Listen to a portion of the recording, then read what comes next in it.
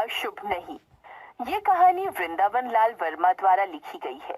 कोई भी दिन या वार शुभ या अशुभ नहीं होते।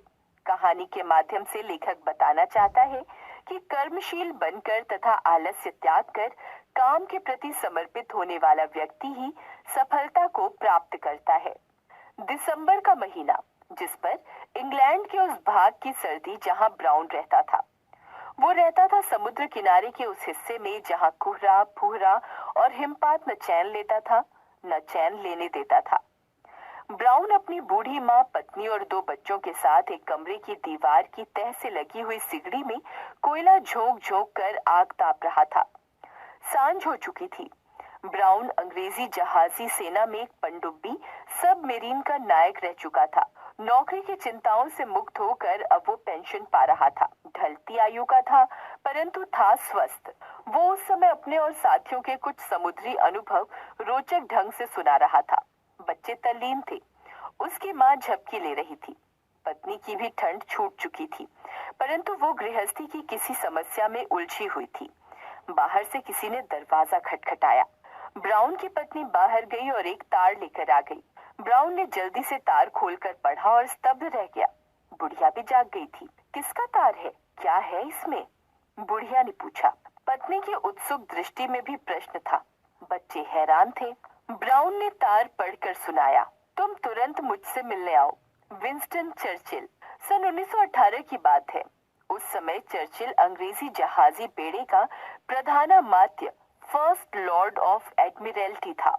जर्मनी में घोर युद्ध हो रहा था। तुर्की भी जर्मनी के साथ युद्ध में शामिल था। अमेरिका अंग्रेजों के साथ था। परंतु भूमध्य सागर में जर्मनी की पनडुब्बियों और तुर्की के एक ड्रेडनॉट भारी भरकम फौजी जहाजों ने जो उपद्रव मचा रखा था, उसके कारण स्वेज नहर का मार्ग बंद हो गया था। न अमेरिका कुछ कर पा रहा था और न इंग्लैंड। युद्ध ने भयानक रूप धारण कर रखा था। ब्राउन समाचार पत्र में पढ़ता रहता था। चर्चिल ने क्यों बुलाया? उसे आश्चर्य था। पत्नी ने कहा, अपने ही देश में कोई काम देना चाहते होंगे चर्चिल। शायद जहाज या नावें बनवाने का कार्य या उनकी देखभाल। माँ बोली, पेंशन दे दी है, ब्राउन को विश्राम लेने दें। देखूं चर्चिल ने क्यों बुलाया। ना मालूम क्या बात है, जाने पर पता चलेगा। धीमे स्वर में ब्राउन ने कहा, हमें कहानी सुनाओ, कहानी अभी अधूरी है। एक बच्चे ने आग्रह किया। ब्राउन कहानी कहने लगा। दूसरे दिन की पहली गाड़ी से ब्राउन लंदन के लिए रवाना हो गया। जैसे ही वो चर्चिल के कार्यालय में पहुंचा, चर्चिल ने तुरंत बुला लिया। इधर ब्राउन ने फौजी सलाम किया, उधर जलसेना के प्रधान चर्चिल की चिंता मग्न मुख रेखाओं में मुस्कान उभर आई। चर्चिल ने कहा, तुर्की का ड्रेडनॉट जहाज भूमध्य सागर में उत्पात मचा रहा है। तुम उस उत्पात को मिटा सकते हो। इसी विश्वास पर मातृभूमि ने तुम्हारा स्मरण किया है। तैयार हो जाओ। जो आज्ञा।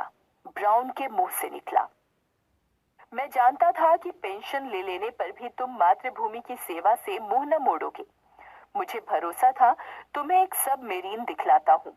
उसी को लेकर तुम्हें अपने साथियों सहित यात्रा करनी पड़ेगी। तुम्हें इन साथियों के चुनाव का अधिकार रहेगा। इनमें से अधिकतर पेंशन प्राप्त नाविक होंगे। ब्राउन ने हामी भरी।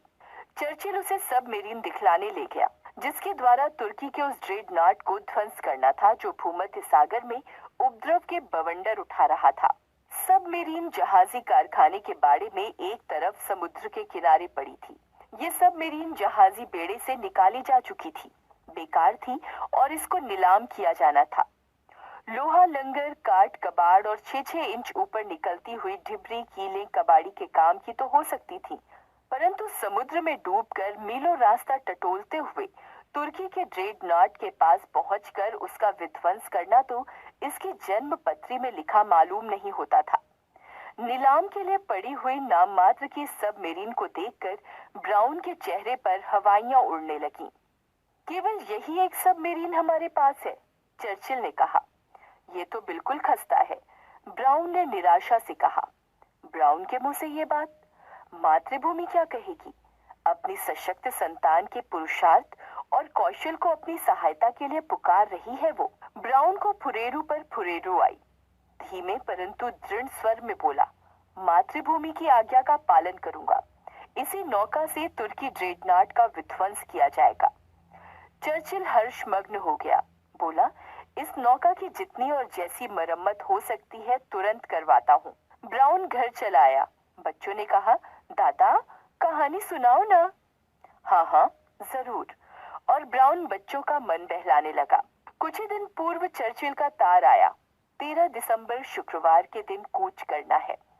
साथियों का चुनाव इसके पहले कर लो। माँ और पत्नी घबरा गई। ये तो बहुत मनहूस दिन है।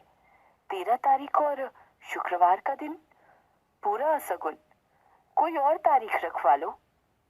बच्चे कह रहे थे, दादा तुम जा रहे हो, हमें कहानी कौन सुनाएगा। ब्राउन जानता था कि लौटना शायद असंभव है। जल समाधि ही भाग्य में बदा है। बड़ी मुश्किल से अपने को संयत करके इतना ही कह पाया, मातृभूमि की आज्ञा है, परमात्मा का सुमिरन करो।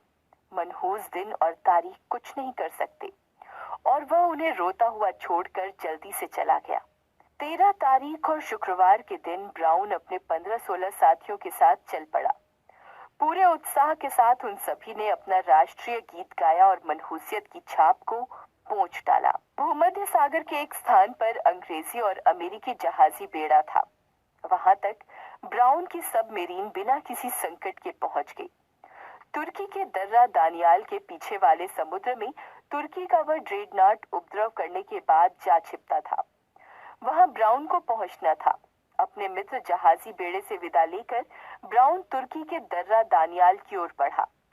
कुछ देर तक वह समुद्र के ऊपर गया। जब देखा कि परिस्थिति निरापद नहीं है, तब नौका पानी के नीचे कर ली और एक दिन वह दर्रा दानियाल के मुहाने पर पहुंच गया। यहाँ समुद्र कम गहरा था।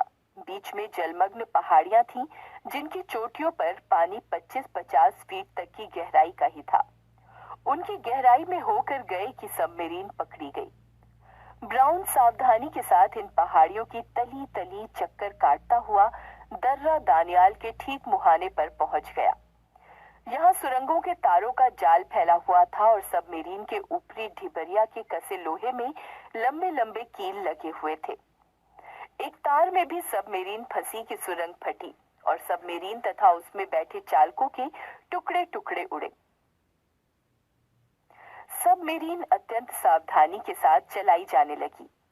फूंक फूंक कर कदम रख रही हो, फिर भी एक कील सुरंग के किसी तार से जा उलझी।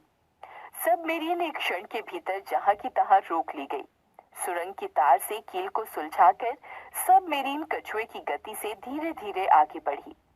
नौका दर्रा दानियाल के भीतर घुसी। दर्रा संकरा है, उसके पीछे समुद्र। नौका ने दर्रा पार कर लिया और समुद्र में पहुंच गई। ब्राउन और उसके साथी आनंद मग्न थे। ब्राउन ने कहा, बस अब ड्रेडनॉट का पता लगाना है। कुस्तुनतुनिया निकट ही है, उसी के बंदरगाह में कहीं होगा। पता लगाओ। मातृभूमि की जय। उन सभी ने उत्साह के साथ जयकार किया। जिस इंजीनियर के हाथ में दूरबीन थी, उसने पता लगाकर बताया, यहाँ से मील सवा मील की दूरी पर ही है। हमारा सौभाग्य। ब्राउन ने भी देखा। तुर्की का वह ड्रेडनॉट राजधानी के बंदरगाह पर स्थिर था। झंडा लहरा रहा था। उसकी बड़ी बड़ी तोपें गोले उगलने के लिए तत्पर दिखलाई पड़ रही थीं। ब्राउन ने अपनी सबमरीन का मोर्चा ठीक किया। टारपीडो जल पर चलाया, जाने वाला विस्फोटक गोला संभाला और आदेश दिया, दागो। सबमरीन समुद्र की सतह पर आई। इंजीनियर ने उसके सिरे पर टारपीडो गोला छोड़ा। भीतर बिजली का बटन दबा। टारपीडो तीव्र गति से उस ड्रेडनॉट की सीध में छूटा। ये सब थोड़े से सेकंडों में ही हो गया। सबमरीन सतह पर आई। ड्रेडनॉट के दूरबीन वाले ने उसे देखा और परख लिया था कि सबमरीन किसी शत्रु की है। ड्रेडनॉट की तोप ने एक गोला छोड़ा, परंतु ब्राउन की सबमरीन अपना टारपीडो छोड़कर जलमग्न हो चुकी थी। ड्रेडनॉट की तोप का वार खाली गया। उधर ब्राउन का टारपीडो ड्रेडनॉट की छाती पर जा पड़ा। भयानक विस्फोट हुआ। बड़े जोर से धाएं और बहुत धुआं तथा आग की लपटें। फिर कई धमाके हुए। कुछ मिनट बाद ब्राउन ने अपनी सबमरीन में से दूरबीन द्वारा देखा कि तुर्की के उस ड्रेडनॉट का नामो निशान तक नहीं बचा था। ब्राउन और उसके साथियों ने हर्षमग्न होकर अपना राष्ट्रीय गीत गाया। सब ड्रेडनॉट को नष्ट करने के प्रयास में यदि मारे जाते तो कुछ चिंता ना थी, परंतु अब उन सभी को अपने प्राण बचाने के लिए यहाँ से भागने की चिंता हुई। ब्राउन के सहायक नायक ने कहा, यहाँ से तुरंत चल देना चाहिए। ब्राउन ने दृढ़ता के साथ प्रतिवाद किया, कदापि नहीं, यहीं पड़े रहो। तुर्की का बेड़ा हमारी खोज इधर उधर सब जगह करेगा, केवल यहाँ नहीं करेगा, क्योंकि उसे विश्वास होगा कि हम बचने के लिए अविलंब भाग निकले होंगे। उसके साथ ही मान गए। सबमरीन वहां जलमग्न पड़ी रही।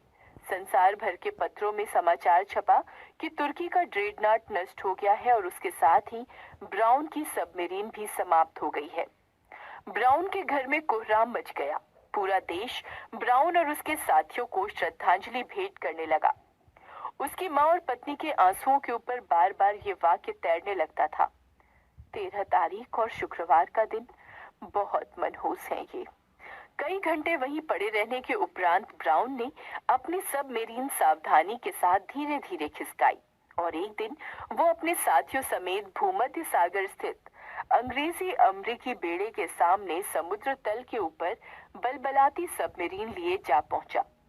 हर्ष के अनेक घोषों द्वारा उन सब का स्वागत किया गया। इंग्लैंड पहुंचने पर ब्राउन को विक्टोरिया क्रॉस भेंट किया गया। घर पहुंचा तो सारे का सारा वातावरण आनंद से किलकिलाता पाया। अब सुनाऊंगा तुम्हें कहानी। ब्राउन ने बच्चों को बार बार हृदय से लगाकर आश्वासन दिया। उसकी माँ बोली, इन्हें ये समझाना कि 13 तारीख और शुक्रवार का दिन या परमात्मा का रचा कोई भी दिन पराक्रमी के लिए मनहूस नहीं होता। वृंदावन लाल वर्मा।